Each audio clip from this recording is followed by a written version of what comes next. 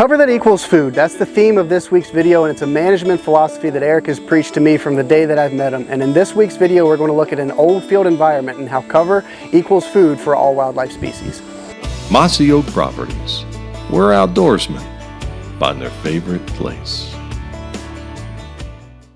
When it comes to wildlife, there are two species that I can't live without, and that's turkeys and grouse. But for sure, one habitat type, one ecosystem that I absolutely love, can't live without, because it's so much fun and offers so much, and that is an old field environment. And in this video, we're going to go over old field management. We're going to evaluate an old field on Erich's piece of property and the life and the diversity that he's created with not a whole lot of work, just some intentional management decisions, a little bit of herbicide, mainly fire, Erich's favorite management tool. And we're going to look at all the life that was created from the work that you've done. We're standing in an old field environment right now on Erich's piece of property, and as long as I've known Erich, he's preached one pretty simple management philosophy, and that is creating habitat in which cover equals food, or food that equals cover. And I don't think there's a better example of that than an old field environment which we're standing in right now.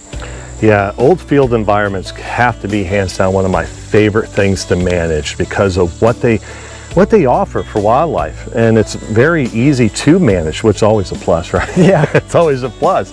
You can kind of just do a little bit of fire, do some chemical, and then all is good for the day. But they offer so much, especially like we're standing in about a 6-7 acre field of old field. And within the old field, which is really cool, Cody, right? It's just like there's all these different type of ecosystems. That's the thing with an old field environment that I think is really cool, and I know it's why it's so productive for wildlife, is because it's so diverse. We talk about diversity. The more diverse your property is, the more attractive it's going to be for wildlife. But as you mentioned, like we're in a 7 acre field, a 7 acre old field environment, but within that 7 acres, we can micromanage it and really create multiple ecosystems within the old field environment. But we're standing in the middle of it now, and there's native worm season grasses, Indian grass, tick seed, goldenrod, pokeweed, beggar's lice.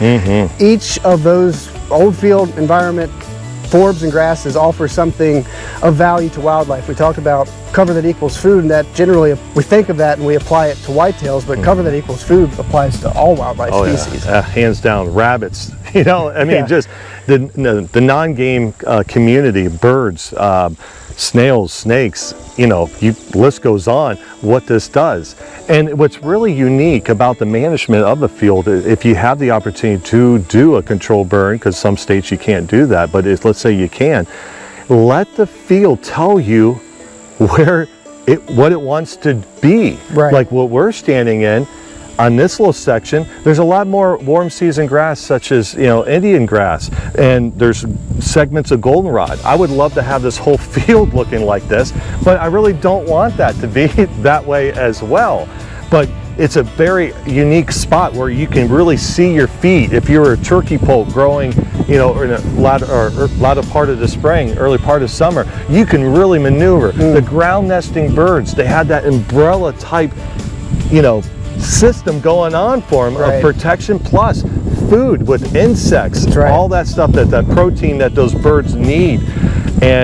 But when you do an old field type of management, one thing that you really want to do, you just let's just say hypothetically you can't burn, you burned it off, and then you just walked away and just assumed that all was good. No, look at the progression throughout the summer after you burn.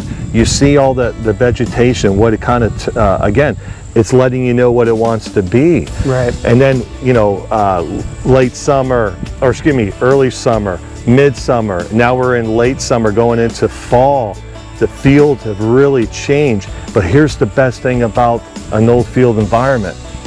It just keeps on giving. Right. Yeah, that's really cool about an old field environment, that it changes throughout the year and offers something different of value to wildlife throughout the year. As you mentioned, as we get from late summer and transition into fall, there's less of a food component. It still has food value for wildlife, but it becomes more of a cover component for especially deer. You'll see deer in old field environments all the time. Think CRP. CRP can be an old field environment.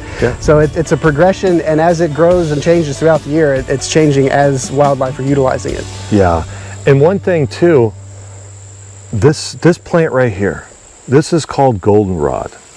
This plant here is, people just, they hear goldenrod, you know, it's 16% protein, roughly. And all a deer needs to reach its, excuse me, optimum potential is around 16%. And when it's growing, it's pretty desired, excuse me, browse species. Not high, but you know, deer do browse the heck out of it. And it has the water intake that wildlife needs. Rabbits really love goldenrod, other wildlife species as well. But again, as this plant matures this time of year, this September, it turns really woody.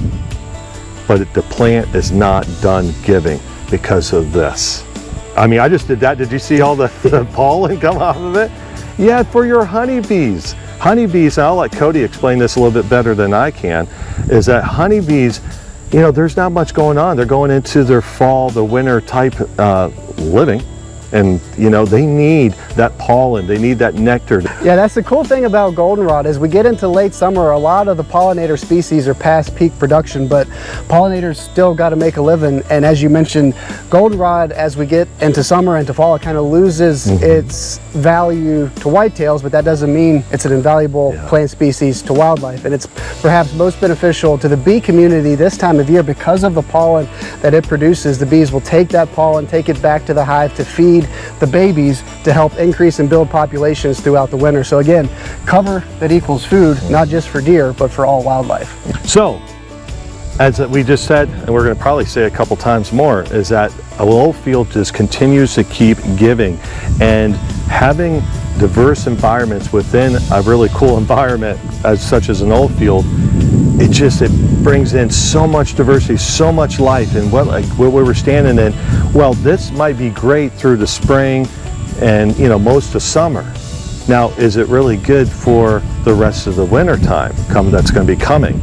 So we're going to go to a different section right now that's totally different than the section that we're standing in and what it can offer. So let's go take a walk.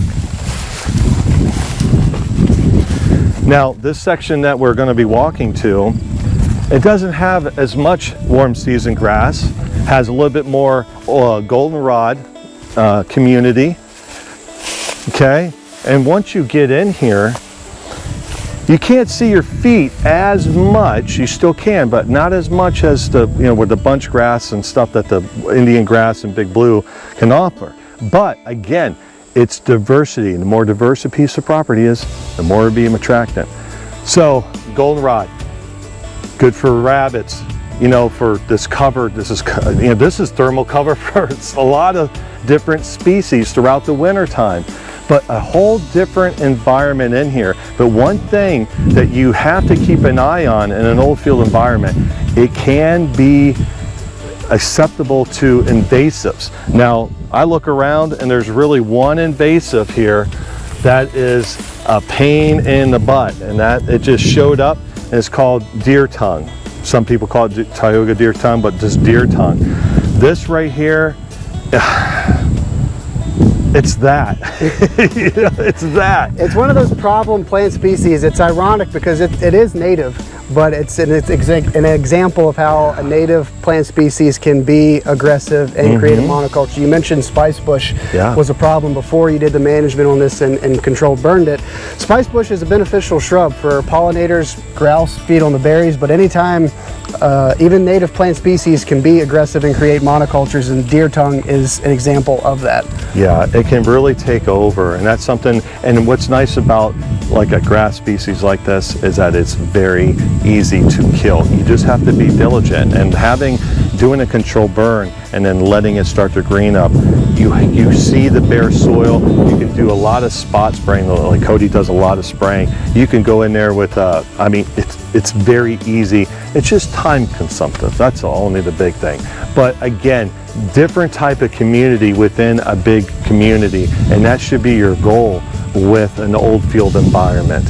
But lastly, let's step over here. We have the section, we did a little sample section of pollinators within the old field environment, and it was just a big hit, a great success on adding diversity. So what do? Go big or go home. You look at an aerial map of this old field, and it's going to be the most mosaic type thing. So what we're going to do in this open area, we just took a dozer and we just kind of cleared it out. We're just going to be planting a pollinator mix within this old field environment. So we have an environment that's a little bit of bunch grass, goldenrod, beneficial weeds. We have a section over here to my right that's mostly goldenrod with very little bunch grass, and then within the center of it we're going to have a pollinator spot that's just, I cannot wait to see what this ends up being like. The amount of life that we can accomplish by just managing within, micromanaging our environments, thinking outside the box. And I'm always, Cody and I preach this, is always having fun along the way and constantly learning. I know we were walking out here, we're like, wait, what's this plant? Got the old iPhone out, clicked on it. I mean, we're learning as we go as well, because you don't know everything. But yeah, it's just going to be very exciting. And to talk about this pollinator spot, what we'll do is we'll come in here and spray it. We're going to do a winter planting of all things. We're going to spray this, we're going to prep the soil, and then I want to wait till the soil temperature gets below about 50 degrees, and then I'll either broadcast it, roll it in, or I'll just a no-till drill and drill it in. But the soil temperature has to be below around 50, so that way we don't get a warm spell and it starts to germinate. We get that hard winter and it'll really screw things up. So you want to get that soil temperature low before you do anything when it comes to a fall seeding. But it's that seed's going to be able to stratify, all that stuff. It's going to be boom, it's going to be really great. That's the cool thing, I think, about old field, and you kind of touched on each of the elements about an old field environment, is as they change throughout the year, it's fun to watch the progression of the plant communities in an old field change throughout the year, and it's fun to watch how wildlife respond to the plant communities as they change throughout the year. But also as managers, it's a habitat type that we can always be involved in and have get our hands dirty with it. I mean, from a controlled burn and disking during the winter, we can spot spray invasives during the spring and summer, and then we can prep next year's extension of this old field with the pollinator planting during the winter. So there's management work that we can do really all year long to add value and to further benefit it for wildlife.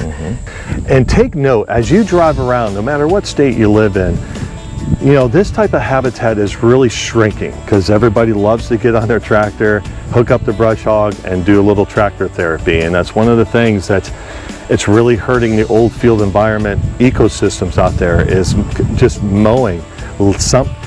Just start off with a little section to get a taste of what you can have on your piece of property, or instead of destroying it to plant a food plot. Again, this creates life from white-tailed deer all the way up to snakes. It's something you should really look into. As you can see, there's a lot that you can do with an old field and accomplish many, many, many, many things with an old field. That's right. An old field environment, if I had to summarize it in one sentence, as we mentioned in the beginning and throughout the video, it is cover that equals food, it is a wildlife paradise, and it is diversity. And as we have said from day one, and we will continue to say in perpetuity, the more diverse your property is, the more attractive it's going to be for wildlife. And I don't know of a habitat type that accomplishes that better than an old field environment. Yeah. Once you accomplish creating an old field environment, get that done first. Yeah. And then, as you can see what we talked about and showed you, once you have that environment rocking, then you could really go in there and micromanage. But first things first, get an old field established. Right. And that is usually maybe taking a food plot, let it, maybe disking, or just a field, and just let it disc, kill the grasses. And guess what? A lot of that seed is already in the soil. There's no need to buy ragweed, goldenrod, all this stuff. It's already in the soil. It will be created. But again, once you get that established, then the fun really begins. Yeah, that's a good way to describe an old field environment as well. They're so much fun. I mean, once you can get them established, the management to create and maintain an old field environment is burning, disking on a tractor, a little tractor therapy, a little spot spraying with herbicides. Who doesn't like killing invasives? And then obviously watching wildlife respond to the native plant communities in an old field environment is so much fun. We looked at goldenrod, tick seed, native warm season grasses like Indian grass, and how all wildlife, not just white-tailed deer, can respond and benefit from the plant communities in an old field environment is what wildlife management is all about. Yeah, and just like many wildlife species that's throughout the country that is, on a decline, this ecosystem, this environment is strictly, it's following the same path. So anytime that you get the opportunity to let a little area go, talk to the farmer that you're hunting on, or you have that piece of property that you're just mowing, and it's just, why am I mowing this?